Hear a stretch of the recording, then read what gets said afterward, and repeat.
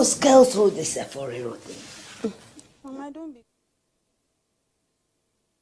Sallallahu ala nabiyil karim. Yan uwanmu jama'ar musulmi maza da mata, assalamu alaikum wa rahmatullahi wa barakatuh.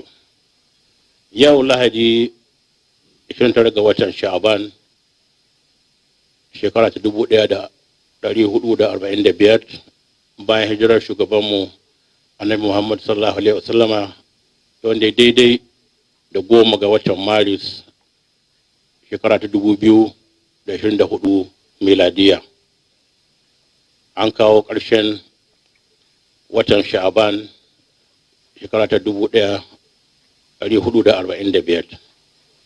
Mun samu labari da tabbacin ganin watan Ramadan daga shugabanni da ƙungiyoyin addinin musulunci cikin ƙasarmu Najeriya, kuma mun amince. Bisa ga haka, gobe Litinin 11 ga watan Maris shekara ta 2024 miladiya ta zama ɗaya ga watan Ramadan na shekarar 1445 bayan hijira. Saboda haka muna kira ga jama'ar musulmi a nan ƙasarmu Najeriya da mu tashi da azumi gobe idan Allah subhanahu wa ta'ala ya kai rayukanmu. Muna kira ga musulmi mu yi amfani da wannan wata mai albarka, mu yi shugabanninmu da ƙasarmu addu'o'in alheri, kuma mu dage wajen ibada da yin ayyukan alheri domin samun sauƙin halin da muke ciki a ƙasarmu. Muna ƙara kira ga 'yan